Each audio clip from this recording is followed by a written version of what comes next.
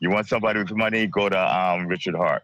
He appears to be smart and wealthy and trustworthy. So, those are the rich guys. I'm broke. Hey, you Just called a broke brother from Brooklyn.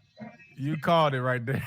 All right, Reggie. By the way, what happened? What happened to all the Richard Hart supporters in the Hex? Hey, pushers? let's get Where into are it. they now? Where are the Hexicans? Call in Hexicans. And don't say I didn't warn you. Right? Listen, can't say I didn't warn you. What's going on with Hex and Rich? What happened to Richard Hart? Do you have any insight on where Richard Hart is? Or PulseChain? What happened to the PulseChain sacrifices, Reggie? People sacrifice $1 billion. It was a sacrifice. After this, there is no turning back. You take the blue pill. The story ends. You wake up in your bed and believe whatever you want to believe. That was an excerpt from a video that was hosted on the Gentleman of Crypto show just yesterday. Now, where did that start from? Let's dig in and let's go back and let's take a look at what Richard Hart had to say about Reggie Middleton, I think a couple of years ago. I'm gonna give you a funny ass thread here for the banter. Let's name some black founders in blockchain. You ready? Arnold. You got Arnold from BitMEX. Okay. Reggie Middleton. Yeah. We're more of a media company than an actual blockchain project, so I won't. So I can't throw myself in there. Though Bitcoin Zay does some developing, he had ATMs. So hey. Okay, you ready? But seriously, yeah, it's only about okay. On top of my head, 3. Maybe that's 3. a long enough list. All right. So Arthur got arrested. Oh, you did not just go there. BitMEX. Come on. You did not just go there. You did not just do that. Come on, Richard. Come on, bro. It was funny, right? It was funny. Ha, giggle. Throwing people up under the bus that had absolutely nothing to do with the conversation. But there's more. But remember, when the rabbit got the gun, it ain't no fun. Oh, I did. I'm gonna get Arthur on the show did. now. I gotta get him on the show for that one. Listen, Arthur Hayes, he got arrested for BitMEX. And now Reggie, he was convicted by the S.E.C. and has a website for victims of his Veritasium scam where they can request their money back from the government because the government seized all his money and he gave it to them because he pled guilty. So Veritasium is a scam run by a scammer who was found guilty by the S.E.C. for victimizing people. And then on top of victimizing these people, and I told you very clearly what a security is, do you accept money into a common pool with the expectation of profit solely from the work of others? Oh, yes, Reggie did. Reggie did all that. Reggie said, oh, we got Jamaica, going to be trading all this shit. We working good with the Jamaican government. We're going to do this. We're going to do that. We're going to do this. We're going to do that. Give me your money. Give me your money. Give me your money. Give me your money. Okay, now let's talk about the difference between that and Hex. Now, this is where they go into the wash trading that they're saying that Richard Hart did. You can pause the video, read this thoroughly, and you'll see what they're saying. Basically, the TLDR is that 94 to 97% of the ETH that was deposited into the Hex contract address was a series of transactions going back and forth between the actual platform itself and a crypto asset trading platform. So you can pause the video and read this at your leisure. Let's get back into it. Hex launched complete, no promises of work from anyone at all, with strict disclosures that you must never have expectations of work from others, let alone profit from that work. Fully functional, complete, sufficiently decentralized at launch. So if I die and Hex.com goes offline, Hex is unaffected. It doesn't matter. There's 5 other websites with 5 other developers with 5 other code bases that make it easy to use. And if all those guys die, you can just go on etherscan.com or etherscan.io and click the contract and click the write function and just use the contract from there. There's a million different ways you could use Hex.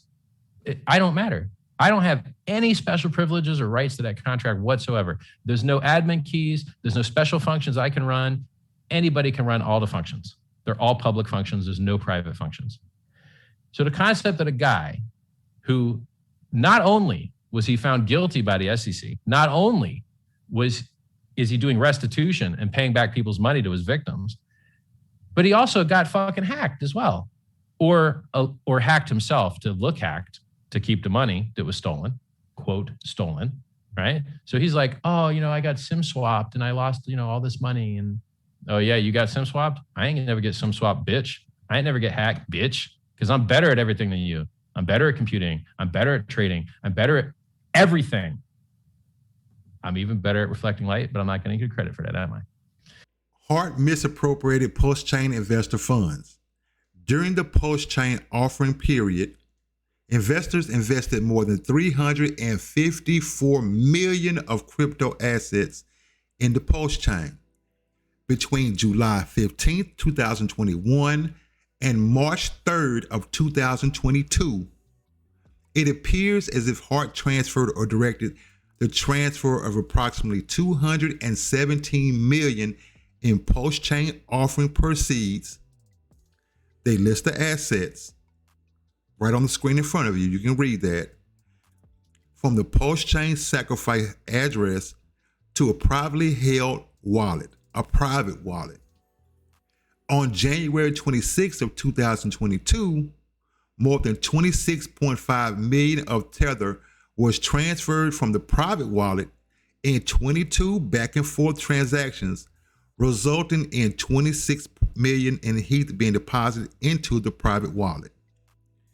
Next, it appears as if Hart transferred or directed the 26 million assets to Mixer. For those who are in the crypto space, we already know what Mixer does, but you can read on the screen more about what it does, and you can kind of get an idea of what they're saying. But let's go. It says, following the Mixer transactions, Hart misappropriated at least 12.1 million of PulseChain investor assets between August 3rd of 2021 and September 22nd of last year to fund his purchases of luxury goods, including cars and watches. Wow, you must be proud. Ouch. For example, they're not done. They go into further detail. On August 3rd, 2021, Hart spent $337,000 of PulseChain investor assets on the purchase of a luxury car from a European luxury car dealer, and they're going to bring that into court. Trust me. On August 24th of that same year, 2021, Hart transferred another $534,000 to the same luxury car dealer for the purchase of a McLaren sports car. And on August 29th, 2021, Hart purchased a 2020 white Ferrari Roma for $314,000. I'm talking about balling. Damn! From January 2022 through March of 2022, Hart also purchased 5 watches in separate transactions. Hart's first purchase on January 22 included the Rolex, and they start going through and listing all the different watches that he bought. Collectively, from the Mixer transactions alone, Hart spent nearly 7.2 million of PulseChain investor assets on luxury watches and high-end automobiles that he purchased in the United States, Finland, and Estonia. So when you're in these private spaces and you listen to the Twitter spaces and they keep claiming that they really don't have anything on him, I want you to come back to this video and point them here and say, what are they talking about then? Let's continue. Family means most to me. You want to hurt me, you take my family. Taking my money means you just took something I worked for and I replaced. Shaka, come. And like I said, if Richard Hart wants to debate, it's still open, but I'm pretty sure his lawyers have told him to stop. Lately I've been losing my direction. I know, 'cause I've been trapped inside this heart of mine. Heart of mine. Heart of mine. You take the red pill, you stay in Wonderland, and I show you how deep the rabbit hole goes. Remember,